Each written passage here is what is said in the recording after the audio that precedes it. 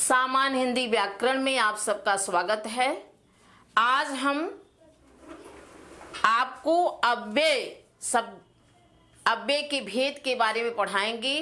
हम पिछली वीडियो में आपको अव्यय के बारे में, अविकारी शब्द के बारे में बता चुके हैं कि जिन शब्दों के रूप में कभी परिवर्तन नहीं होता है वही अव्यय अविकारी शब्द कहलाते हैं।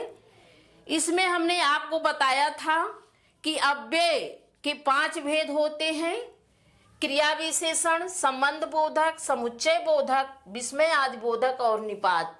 ये 5 भेद होते हैं। इसमें से आप क्रिया विशेषण को पढ़ चुके हैं, तो आज हम आपको संबंध बोधक अव्यय से पढ़ाते हैं। संबंध बोधक अव्यय, जैसा कि इसके नाम से ही स्पष्ट हो रहा है कि जो संबंध स्थापित करते हैं, तो अगर हम इसको परिभाषित करें तो कह सकते हैं कि जो अव्यय शब्द किसी संज्ञा शब्द के पीछे जुड़ करके उस संज्ञा शब्द का संबंध वाक्य के दूसरे शब्दों से बनाते हैं या स्थापित करते हैं, वही क्या कहलाते हैं? संबंध बोधक अव्यय कहलाते हैं। और इसमें जो है संज्ञा अव्यय शब्द से पहले किसी विभक्त चिन्ह की भी अपेक्षा रहती है।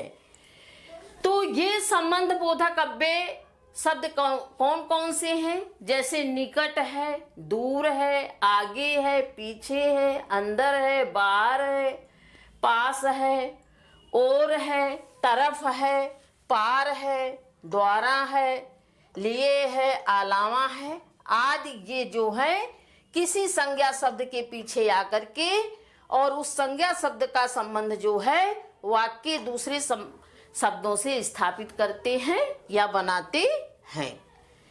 देखिए, ये शब्द कभी यानी इन अव्यय शब्दों के पहले कभी कोई विभक्त चिन्ह लगा होता है और कभी कभी कोई विभक्त चिन्ह नहीं लगा होता है। तो इस आधार पर ये 2 तरह के होते हैं, एक विभक्ति सहित और दूसरा विभक्ति रहित। यहां हमने उदाहरण लिया है, जैसे मेरे घर के सामने सिनेमा हॉल है। यहां सामने जो है वो क्या है? अव्यय शब्द है। अव्यय हम बता चुके हैं जिन शब्दों का रूप कभी परिवर्तित नहीं होता, लिंग वचन कारक काल के परिवर्तन होने पर उनमें कोई परिवर्तन नहीं होता। तो ये सामने क्या है? अव्यय शब्द है। और ये किसके पीछे आया हुआ है? देखिए, घर, मेरे घर के सामने। घर, घर क्या है? संज्ञा शब्द है।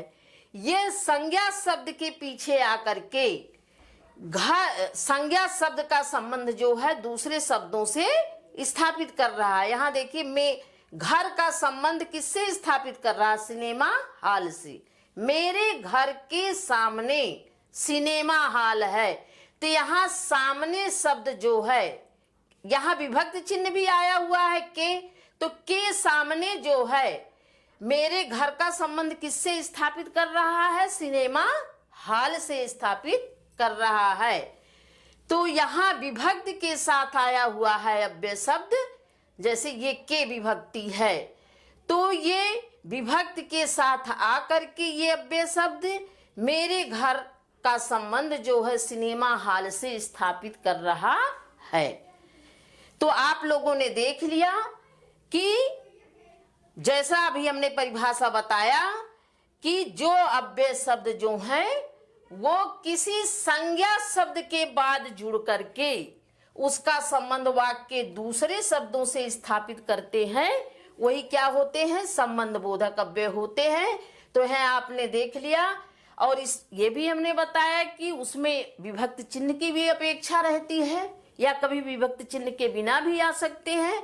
तो यहाँ के विभक्ति के साथ ये सामने शब्द अव्यय आया हुआ है और ये घर का संबंध सिनेमा हॉल से स्थापित कर रहा है। दूसरा देखिए, वो बाजार की ओर गया। वो बाजार की ओर गया। यहाँ ओर क्या है? और जो है वो अव्यय है। हर स्थिति में और जो है इसी रूप में रहेगा। तो यहां भी वो विभक्ति के साथ आया हुआ है, यानी अव्यय से पहले विभक्त चिन्ह की है। कि किसका चिन्ह है? किस विभक्ति का? संबंध कारक का चिन्ह है। तो यहाँ की विभक्ति के साथ आकर के बाजार क्या है? संज्ञा शब्द है। तो बाजार का संबंध जो है गया से स्थापित कर रहा है। वह बाजार की ओर गया। तीसरा देखिए, नौकर गांव तक गया। यहां तक क्या है? अव्यय शब्द है। गांव क्या है? संज्ञा है। तो यहां विभक्ति रहित रूप में आया, यानी कोई विभक्ति नहीं है। तक के से पहले कोई विभक्ति चिन्ह नहीं है, तो ये विभक्ति रहित है। यहां तक जो है, तक अव्यय, गांव संज्ञा से पहले के बाद आ करके, और गांव का संबंध जो है गया से स्थापित कर रहा है। नौकर गांव तक गया। देखिए, ये जो अव्यय संबंध बोधक अव्यय होते हैं वो अर्थ के आधार पर कई तरह के होते हैं।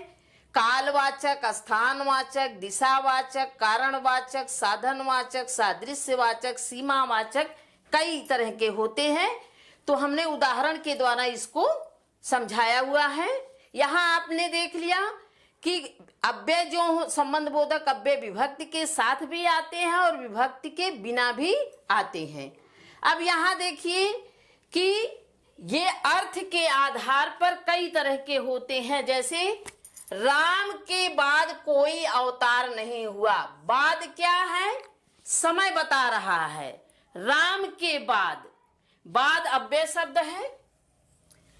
ये बाद जो है ये कालवाचक है, समय बता रहा है कि राम के बाद कोई अवतार नहीं हुआ। और यहाँ विभक्ति के साथ आया हुआ है। राम क्या है? संज्ञा शब्द है। तो राम का संबंध जो है वो अवतार से स्थापित कर रहा है। राम के बाद कोई अवतार नहीं हुआ, यानी राम शब्द का संबंध जो है कोई अवतार नहीं हुआ से स्थापित कर रहा है। तो ये क्या है? कालवाचक संबंध बोधक है। इसी तरह मेरे घर के सामने बगीचा है। ये सामने जो है स्थान बता रहा है कि मेरे घर के सामने बगीचा है। तो ये भी विभक्ति के साथ आया हुआ। घर क्या है? संज्ञा है। संज्ञा के बाद विभक्ति के साथ आकर के घर का संबंध बगीचे से स्थापित कर रहा है। तो ये क्या है? स्थानवाचक संबंध बोधक है। छठा अगला है, परिवार की तरफ देखो कितने भले हैं। ये तरफ क्या है? अव्यय शब्द है जिसका रूप कभी परिवर्तित नहीं होगा। अब ये भी की विभक्ति इसके पहले लगी हुई है। परिवार क्या है? परिवार संज्ञा शब्द है। तो संज्ञा शब्द के बाद आकर के उसका संबंध जो है वाक्य दूसरे शब्दों से स्थापित कर रहा है। ये दिशा, तरफ क्या है? मेरी तरफ देखो, तो दिशा बता रहे हैं।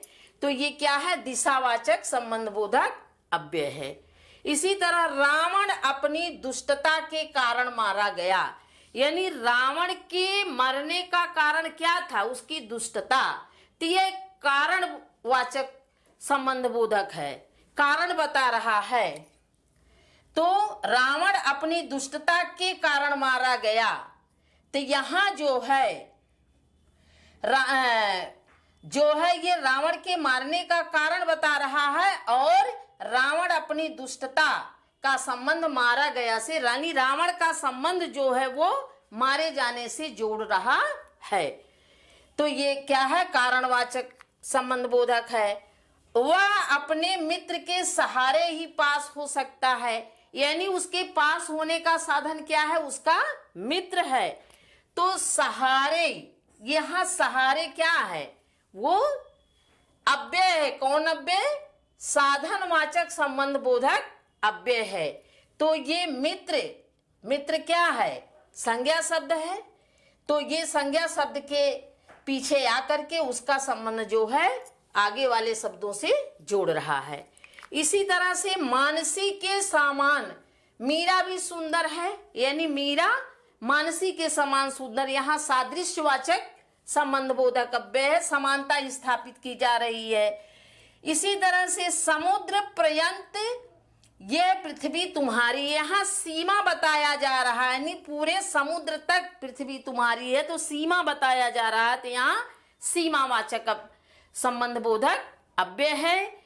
तो इस तरह आप लोगों ने देख लिया कि संबंध बोधक अव्यय जो है वो संज्ञा शब्दों के बाद आकर कभी विभक्त चिन्ह के साथ, कभी विभक्त चिन्ह के बिना भी आकर के उस संज्ञा शब्द का संबंध जो है वो वाक्य दूसरे संबंध शब्दों से जोड़ते हैं।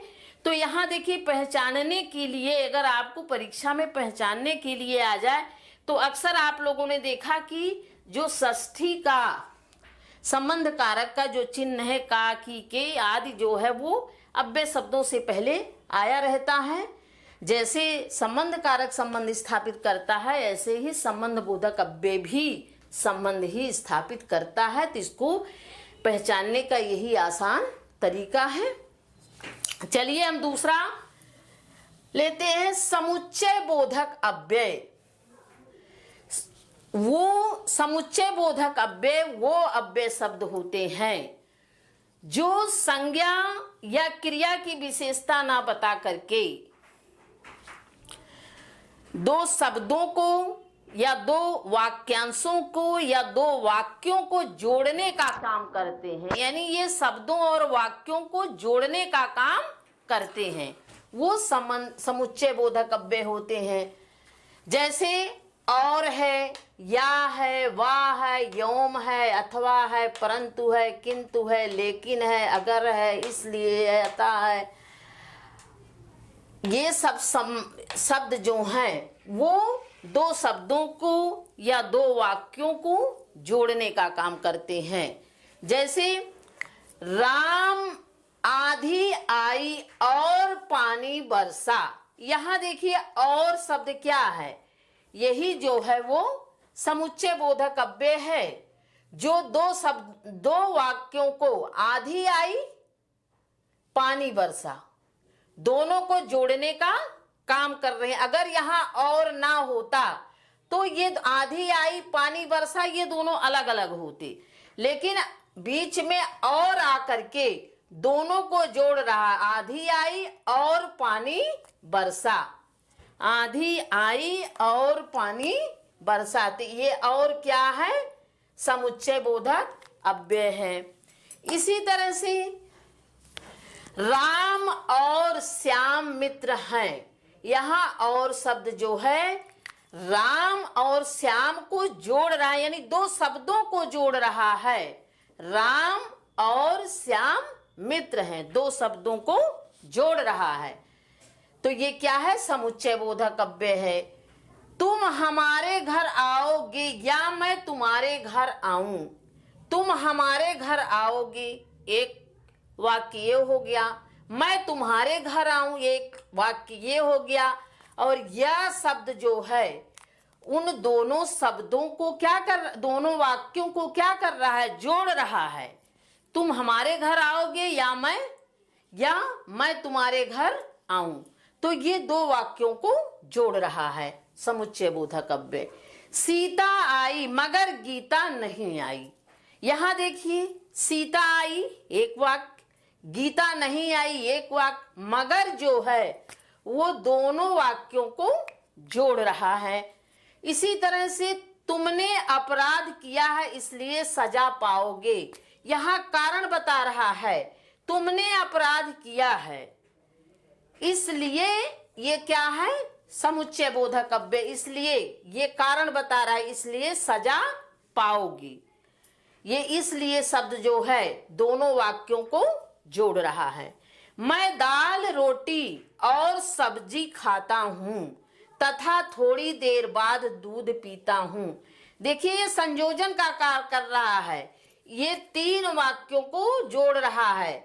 मैं दाल रोटी और क्या है, समुच्चय बोधक है, तथा क्या है, ये भी समुच्चय बोधक अव्यय है।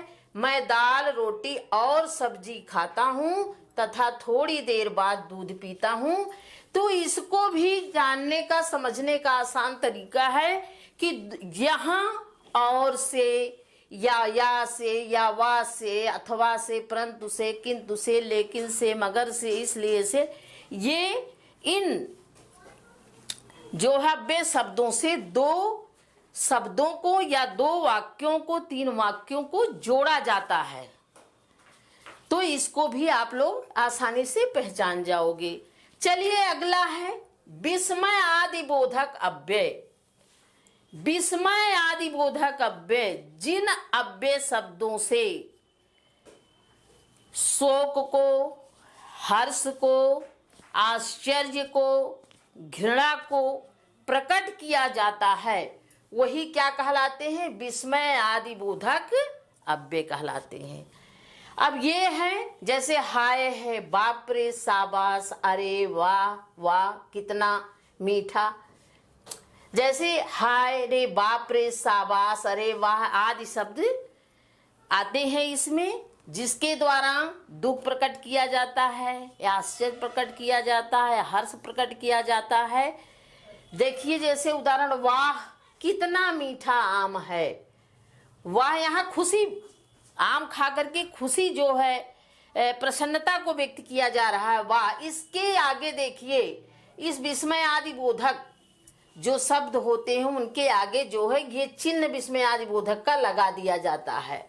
वाह कितना मीठा आम है, तो इसमें वाह क्या है, विस्मय आदि बोधक अव्यय है जो प्रसन्नता को प्रकट कर रहा है। इसी तरह से हाय बेचारा घायल हो गया, हाय भी क्या है, विस्मय आदि बोधक अव्यय है, यहाँ दुख प्रकट किया जा रहा है, हाय बेचारा घायल हो गया। इसी तरह अरे आप कब आए, अरे तो अरे शब्द क्या कर रहा है, आश्चर्य प्रकट कर रहा है। इसी तरह से शाबाश तुम कक्षा में प्रथम आए, यहाँ प्रसन्नता व्यक्त की जा रही है। तो आप लोगों इसको पहचानने में तो आप लोगों को कोई दिक्कत होगी नहीं। अब अगला आते हैं हम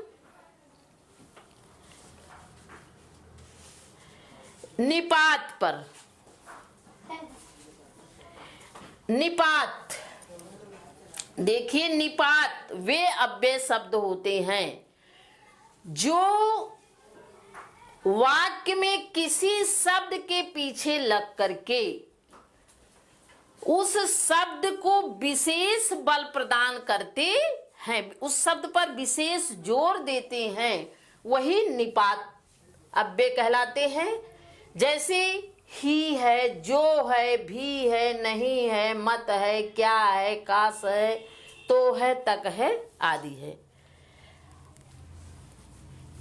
जैसे आप उदाहरण के द्वारा इसको समझेंगे, जैसे गणेश ही जा रहा है। अब यहाँ गणेश के बाद ही शब्द लग करके गणेश को ज्यादा बल दे रहा है कि गणेश ही जा रहा है, कोई दूसरा नहीं। अभी गणेश जा रहा है तो गणेश पर ज्यादा बल नहीं है। अगर हम कहें गणेश ही जा रहा है तो ये गणेश को विशेष बल प्रदान कर रहा है कि गणेश ही जा रहा है, कोई दूसरा नहीं। इसी तरह मोहन तो गया, मोहन तो गया, तो क्या है, निपात है।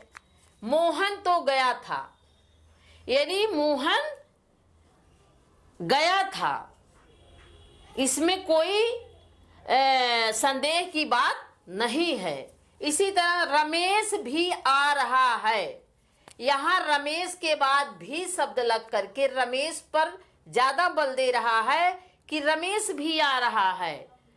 इसी तरह से मैं उसे जानता तक नहीं, अब यहाँ तक निपात शब्द आकर के जो है मैं उसे जानता तक नहीं, मानी मेरा उससे कोई संबंध नहीं, मैं उसे जानता तक नहीं। मैं उसे पढ़ता भर हूं, यानी कोई किताब है, मैं केवल उसे पढ़ता भर हूं। यहाँ भर क्या है, निपात है। तो जो है पढ़ता पर ज्यादा जोर दे रहा है। इसी तरह से देखिए, इसको अवधारणा मूलक शब्द भी कहते हैं।